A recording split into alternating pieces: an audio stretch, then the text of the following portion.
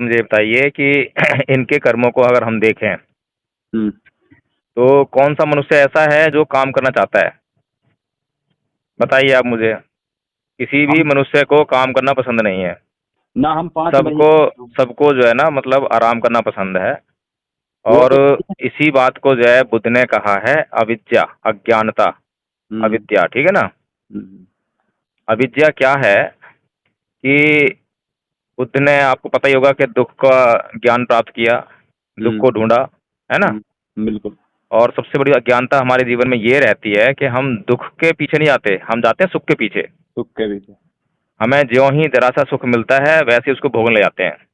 हम्म। और जैसे ही हमारे जीवन में जो सुख आता है उसको अगर हमने भोग लिया तो उसके बाद हमारा जो है जो दुख ही दुख होना है फिर जो है ना? उदाहरण बिल्कुल। के लिए एक आदमी बड़ी मेहनत से सुबह से शाम तक मजदूरी करता है हम्म। और शाम तक जो है उसने 500 रुपये कमा लिए। हम्म। अब 500 रुपये कमाने के बाद उसको एक सुख मिला, वो मिला शराब का। हम्म। उसको लगा कि भाई 100 रुपये की शराब पी लूँ मैं, हम्म। और 100 रुपये खाने में चले गए, 100 150 रुपये जो है, हम्म। ठीक है। और कुल मिलाकर जो है उसी ने इस तरह से जो है अपने सुख और आनंद की चीज़ों में वो 500 के 500 लगा दिए। लगा दिए। वो ये भूल गया कि अगर मैंने कल के लिए कुछ सेविंग नहीं करी हम्म। और अपने जीवन में आगे बढ़ने के लिए मैंने कुछ बचत नहीं करी हम्म। तो मुझे फिर से इस दुख को सहन करना पड़ेगा, और कल हो सकता है मेरे को मजदूरी मिले ना मिले। बिल्कुल। इन सब बातों की चिंता किए बगैर वो क्या करता है, वो जो उसे सुख मिल रहा है, शराब का सुख और भी ऐसे सुख मिल रहे होंगे बहुत सारे, उनको भोगने जाता है। हम्म। आपने देखा होगा कि आपके घर में चाहे हैं जो अच्छे अच्छे मकान बने हुए हैं उनमें टीवी नहीं होंगे, उनमें एलईडी नहीं होंगे, फ्रिज नहीं होंगे, एसी नहीं होंगे, लेकिन झुग्गी झोपड़ी में जाएंगे तो वहाँ पे टीवी फ्रिज एसी सब मिल जाएंगे।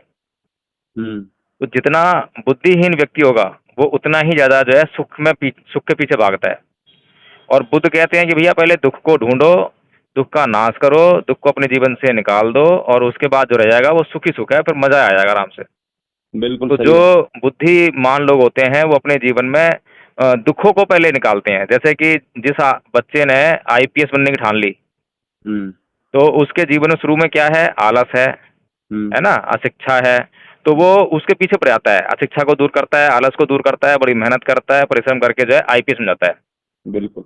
वहीं दूसरे बच्चे जो है ये नहीं करते हैं। हम्म।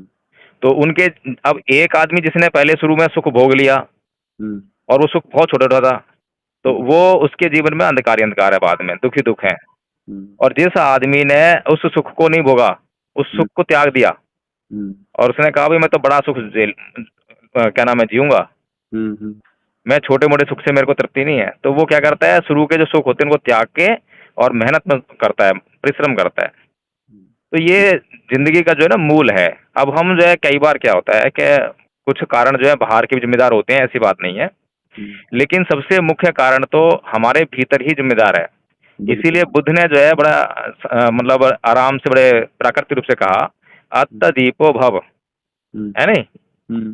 कि अपना दीपक स्वयं बनो, पहली बात। दूसरी बात जो है धम्पद में उन्होंने कहा कि ना परेसंग विलोमाने न परेसंग कथाकथंग अतनो व्यावेख्य कथानी अकथानी थे, हम्म। कि दूसरे क्या कर रहे हैं क्या नहीं कर रहे हैं इसको मत देखो, ठीक बात है। आप क्या कर रहे हो और क्या नहीं कर रहे हो इसको देखो। हम्म। किसी दूसरे ने हमारी जमीन पर कब्जा किया, हम्म। हमारी बहन बेटी की तरफ से गलत नजर करी, हम्म। तो हमने उसका प्रतिरोध नहीं किया, हम्म। जिम्मेदार कौन, बताइए मुझे? हम। दूसरा तो खैर जिम्मेदार है ही है, लेकिन हम तो से ज्यादा जिम्मेदार हो गए बिल्कुल। कि हमने उसे अपने ऊपर अत्याचार करने दिया। हम्म। और इसी लाइन पर जब बाबा साहब कहते हैं कि अत्याचार करने वाले से बड़ा अत्याचार सहने वाला गुनहगार होता है। गुनहगार होता, सही बात। तो हमारे सारे महापुरुष जो हैं स्वयं को जिम्मेदार मानते हैं। हम्म। अब हमारे महापुरुष चलो ये तो जानते थे कि भाई हमारा समाज जो है अभी ये जानता नहीं इन बातों को, अशिक्षित है और पढ़ा लिखा नहीं है, इसलिए जो है वो जो है दूसरों की गुलामी का कारण बन रहा है। इसीलिए उन्होंने अपने प्रयासों से तो आपकी गुलामी दूर कर दी, बिल्कुल। लेकिन आपकी अशिक्षा, आपकी अज्ञानता के कारण जो है आप बार बार उस गुलामी को अपने ऊपर आमंत्रित कर लेते हो। कर ले तो सही बात है। जैसे कि अभी आरएसएस और बीजेपी के प्रपंच में लगातार फंसते जाते हैं। हम्म। जिस हिंदू धर्म को बाबा साहेब ने 1935 में छोड़ दिया, उस हिंदू धर्म को आज तक हमारा समाज नहीं छोड़ पा रहा है। मेरे ऊपर तो आरोप लगा दिया, मैं तो बुरा बन गया। ऐसे ही मैंने एक से मना किया था, चाची तो इन सत्संग में सप्ताह में मत जाए, भागवत भागवत जो होती है गाँवों में, हाँ अब वो बोली, हमारी भाभी से बोली, हमारी घरवाली से बोली कि तेरे देवर ने हमारे घर में 1 साल से आग लगा रखी है, क्यों देवी देवता ने पूजने की मना करे, अपनी भाभी से मना करे। पहले अपनी भाभी करोगे जब तो हम रुकेंगी। मेरी भाभी तो हमारी मूर्ख है, वो जो भैया के कहने से ही ना रुकती तो मेरे कहने से कैसे रुक जाएगी। जो औरत अपने पति के कहने से ना रुकी, उसकी कमाई खा रही है 40 साल से, तो मेरे कहने से कैसे रुक जाएगी। देखिए, जो दूसरों पर जो है हमारा कोई नियंत्रण नहीं है, ठीक है, लेकिन जिस व्यक्ति, समाज तो अपना ही है भाई साहब। कोई बात नहीं, मैं बता तो रहा हूँ, सुन तो लीजिए। दूसरों के ऊपर हमारा कोई नियंत्रण नहीं है, लेकिन जो हमारे महापुरुष हैं, चाहे वो बुद्ध हों, कबीर हों, फूले हों, जितने भी हमारे महापुरुष हैं, बाबा साहेब हों, उन्होंने जो है अपने समाज का भला करने में कोई कसर नहीं छोड़ी। कारण क्या है, ऐसा नहीं है कि वो जानते नहीं है इस बात को, जो है वो जानते हैं कि मेरे समझाने से या मेरे करने से दूसरा कोई समझ लेगा, जरूरी नहीं है। लेकिन क्योंकि उनके भीतर जो एक तत्व था, वो था करुणा। अब जिस आदमी के भीतर करुणा होती है ना, तो वो दूसरों के दुखों को सहन नहीं कर पाता। जैसे कोई आदमी अपने दुखों को दूर सहन नहीं कर पाता और उनको दूर करने के लिए जो है तुरंत लग जाता है, ऐसे ही जो महापुरुष होते हैं वो दूसरों के दुखों को देखकर विचलित हो जाते हैं, बेल उठते हैं और उनको ऐसे ही दुखों को दूर करने के लिए लग जाते हैं जैसे कि वो अपने दुखों को दूर करने लगे हों। बिल्कुल सही बात है।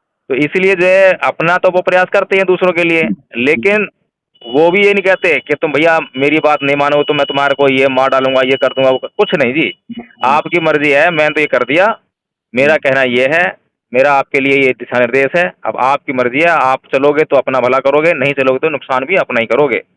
तो हमें जो है बिल्कुल तटस्थ होकर, बिल्कुल अपेक्षा रहित होकर, ठीक है ना, अपेक्षा तो इस बात की होती है कि हाँ भी मैं किसी के कल्याण की कामना कर रहा हूँ तो उसका कल्याण हो, लेकिन उसका कल्याण तब तक संभव नहीं है जब तक वो अपने कल्याण को खुद ना चाहे। बिल्कुल सही बात। उदाहरण के लिए एक बार कांसी राम जी जो है रास्ते से जा रहे थे, रास्ते में उन्होंने एक गड्ढे में जो है 4 कुत्ते के पिल्ले पड़े हुए देखे। उनमें से 2 जो है गड्ढे से बाहर निकलने का प्रयास कर रहे थे। तो कांसी राम जी ने उन दोनों पिल्लों को निकाल के बाहर खड़ा कर दिया और चलते बने। रास्ते में जो उनके साथ में लोग थे उन्होंने पूछा कि कांसी राम जी, तो आपने अन्याय कर दिया, आपने 2 तो निकाल दिया, 2 वहीं रह गए। तो कांसी राम जी ने कहा कि भैया जो लोग प्रयास कर रहे थे, जिनके अंदर अपने कल्याण करने की चाह थी, उन्हीं का कल्याण करना संभव था, इसीलिए मैंने उनको निकाल के बाहर कर दिया। जिनके अंदर चाहते नहीं थी बाहर निकलने की, तो उनका कल्याण कैसे करूं मैं? समझ में आ रही है बात? ये तो ठीक है, लेकिन वो तो अज्ञान जीव है ना, तो जो कुत्ते हैं बेचारे, पिल्ले हैं। कोई बात नहीं, मैं वो उदाहरण है, ये उदाहरण मैं समझ रहा हूँ कि उदाहरण है, ठीक है ना। हाँ बिल्कुल सही बात। हाँ, तो ये जो है कई बार हमारे महापुरुष जो हैं ऐसे उदाहरणों से बताते हैं, सिखाते हैं। ऐसा नहीं है कि वो 2 पिल्लों से उनके अंदर करुणा नहीं थी, करुणा रही होगी, निकाला भी होगा, लेकिन उन्होंने बताने के लिए, सिखाने के लिए जो ये इंस्टेंस जो है और दृष्टांत जो है वो दिखाते हैं, बताते हैं, ठीक है ना।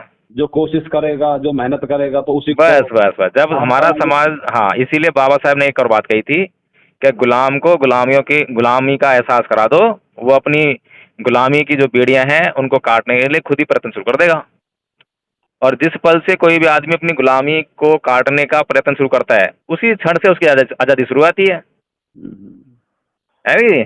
आपकी सारी बात अच्छी लगी, लेकिन हमारे गांव में तो मेरे भैया जी इतने गुलाम हुए पड़े हैं दादा के कि दारू पी मैं, मांस खा मैं, अगर हम कुछ बात कह देंगे तो वहीं पे जाके कह दें मैं, ये कैसे दूर होंगे? मैं वही तो कह रहा हूँ, सबसे पहले तो हम अपने ऊपर काम करें। हम क्या करते हैं कि हमें किसी के प्रति जरा सी देर में द्वेष हो जाता है, जरा सी देर में राग हो जाता है, पल में तो मासा और पल में तोला, वो वाली हालत तो अभी हमारी हो रही है। हम पहले तो तटस्थ होना सीखें कि कोई हमारा अपमान करे, कोई हमारा सम्मान करे, दोनों स्थितियों में हम जो समान रहें। अपमान होने पर जो है हम जो है गलत महसूस ना करें, द्वेष ना करें, और सम्मान होने पर जो है हम नाचते ना फिरें। तो सबसे पहले तो हमें अपने ऊपर काम करने की जरूरत है। जितने भी हमारे सामाजिक कार्यकर्ता हैं जो बाबा साहब मिशन में लगे हुए हैं, उनको सबसे पहले जो है बुद्ध के धम्म के तत्वों को जानना पड़ेगा। सही बात है। और बुद्ध के धम्म के तत्वों को जानकर पहले अपना परिष्कार करना पड़ेगा, अपने ऊपर काम करना पड़ेगा, अपने मन के ऊपर काम करना पड़ेगा, है नहीं? बिल्कुल। जब वो अपने आप को कैरेक्टराइज कर लेंगे, अपने आप को तपा लेंगे, फिर काम का प्रभाव भी अलग होगा। बिल्कुल सही बात। बुद्ध ने जो है कहीं पर जाकर न तलवार से, न भाले से, न सेना लेकर किसी को धर्मांतरण किया। लोग जो है उनको देखकर स्वतः ही बदलने लगे हैं। उनके अंदर करुणा थी, दया थी, शांति थी। हाँ, सब था ना। और हाँ, हिंसा बिल्कुल नहीं थी, द्वेष बिल्कुल नहीं था। ना ना बिल्कुल अब शिक्षा। जिस आदमी के भीतर कोई वैमनस्य ना हो, क्रोध ना हो, घृणा ना हो, द्वेष ना हो, जलन ना हो, तो उसके पास सब बैठना पसंद करेंगे ना। बिल्कुल बिल्कुल। और जिसके पास क्रोध हो, लोभ हो, मोह हो, द्वेष हो, तृष्णा हो, सब कुछ हो, भरा पड़ा है, तो उसके पास वो बैठना पसंद करेगा। ना, लेकिन मेरे वकील साहब भाई हमारे यहाँ उल्टा हो रहा है। यहाँ जिसके पास क्रोध है, मांस है, मदिरा है, रंडी है, उसके पास पब्लिक जा रही है, हमारी जो बिरादरी है। और जिसके पास ज्ञान है, शांति है, उसके पास तो हमारे गांव में है ही ना कोई भी, सब लोग पागल साड़ा। तो मैंने शुरू में आपको बात कही थी कि आदमी जो है अपने क्षण भर के सुख को जो है ढूंढता है ना। अब वो उसका जो जा रहा है ऐसे लोगों के पास है, उसकी उम्र क्या है आप बताओ मुझे। बच्चा जा नहीं रहा वहाँ पे जो है, बड़े जा रहे होंगे। संपन्न भी जा रहे हैं मेरे भाई, जो सरकारी नौकरी है जिनकी। नहीं, मैंने एक सवाल पूछा है, कोई बच्चे तो जा नहीं रहे होंगे ना, किसी शराब पीने वाले को बच्चा जा नहीं रहा होगा, बड़े जा रहा होगा ना। बच्चे भी जा रहे हैं, बच्चे भी 15 अच्छा, साल 16 साल 14 साल ऐसे नहीं नहीं नहीं नहीं नहीं, आप समझे नहीं। बच्चे की उम्र पता है क्या होती है? 12। बच्चे की उम्र होती है 7 साल। अच्छा अच्छा, ठीक है। 7 साल के बाद जो उसको बोध होना शुरू हो जाता है, फिर उसका बचपना खत्म हो जाता है। ठीक है जी। ठीक है। तो जब जो 7 साल की उम्र है, वहां आपने कुछ कर लिया उस बच्चे पर, तो उसका असर उसके जीवन में दिखाई देगा। बिल्कुल। और अगर आपने उस समय कुछ नहीं करा, तो जो आप बता रहे हैं वही होगा। लोग जुआ खेलेंगे, शराबियों में बैठेंगे, गलत बातों में शामिल होंगे, है नहीं। बिल्कुल। तो हमें बहुत बारीकी से जो है अपना आंदोलन चलाना है, और हमें सबसे ज्यादा फोकस जो है बच्चों पे करना है। अगर बच्चे हमने संभाल लिए तो अगली पीढ़ी तैयार हो जाएगी। बिल्कुल बिल्कुल बिल्कुल। इस पीढ़ी पे आपकी शिकायत जो है बिल्कुल वाजिब है। अब उनके पीछे कितना भी आप लठ लेके पड़े रहो, कुछ भी पड़े रहो, उनका तो क्योंकि उनका चित्त जो है ना विकृत हो गया है। बिल्कुल बिल्कुल। अब हर किसी का चित्त जो अंगुली माल तरह नहीं होता ना। अगर अंगुली माल की तरह और वो चित्र होता तो बुद्ध के और भी उदाहरण होते फिर। बिल्कुल। एक ही उदाहरण मिला खाली अंगुली माल का है। वो एक ही उदाहरण इसलिए है कि एक ही आदमी ने सुधरने की कोशिश करी, सुधर गया वो। हाँ। तो जो सुधरना चाहेगा वो तो सुधर ही जाएगा, वो तो उसे कौन रोक सकता है। जो ये आपकी सारी बात सही है, अच्छी लगी। जो जमीन है, जितनी भी जमीन है, हम भी भारत देश के हैं, और इनको तो वहां के बोले यूरोशियन, इनको ब्राह्मणों को। हाँ, तो जितनी जमीन है हमारे पास, इतनी जमीन क्यों है, और इनके पास इतनी ज्यादा जमीन क्यों है, इस बात का देखो जवाब। सबसे सारी बातें आपकी ठीक हैं, लेकिन सबसे बड़ी समस्या ये है कि इन सब बातों को जानने के बाद भी, ठीक है, समस्या में पता लग गई, अब उसका हल क्या है बताओ मुझे आप। मैं आपको हाल ही तो पूछ रहा हूँ कि इनके पास जमीन क्यों ज्यादा है, और हम तो यहाँ के मूल निवासी, हमारे पास जमीन क्यों नहीं है। मैं आपसे सवाल कर रहा हूँ, आप तो पढ़े लिखे हो।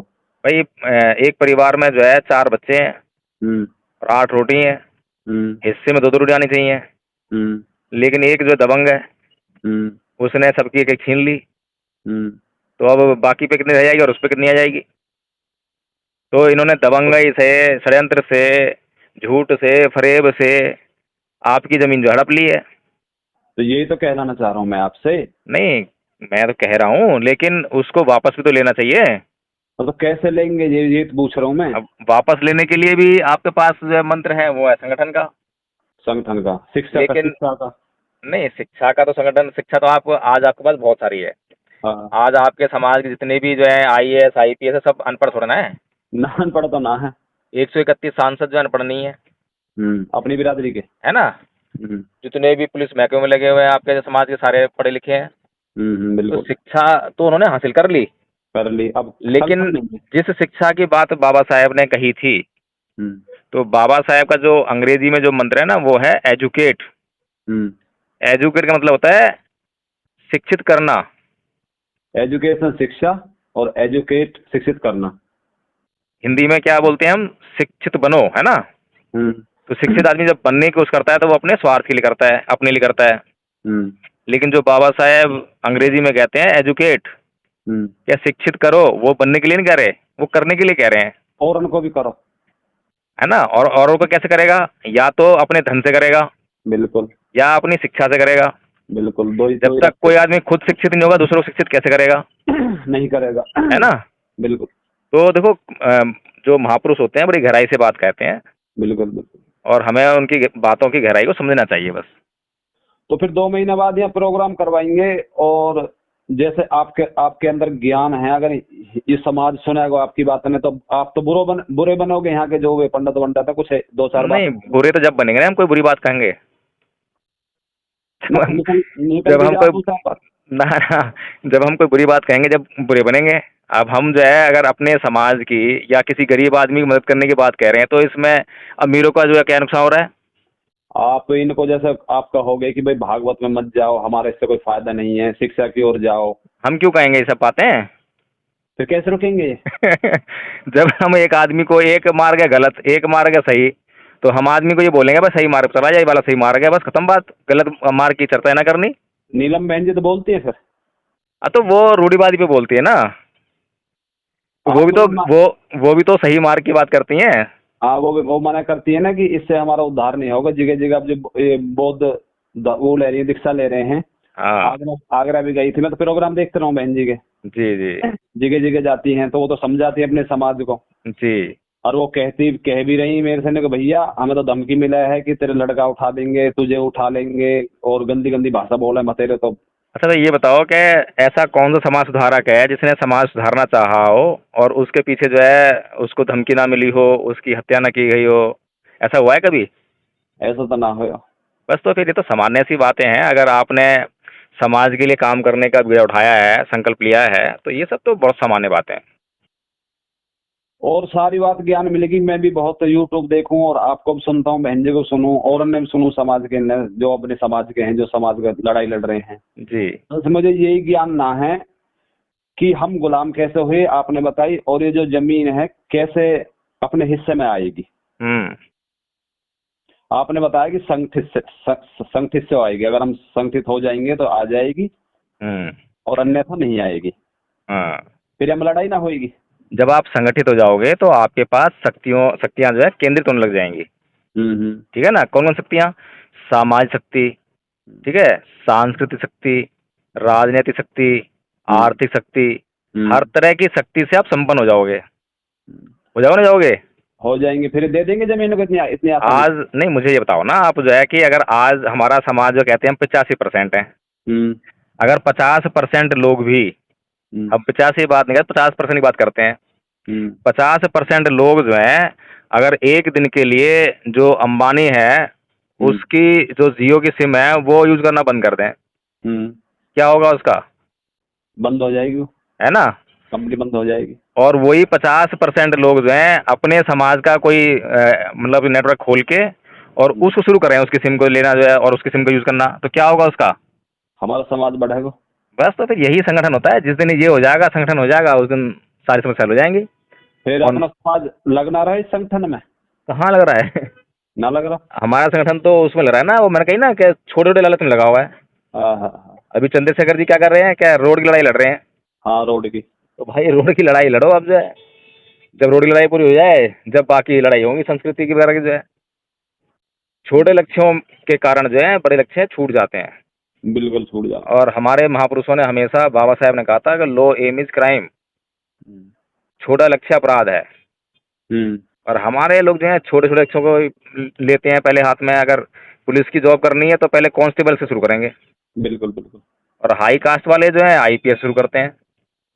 उन्हें छोटी बात पसंदीदा है।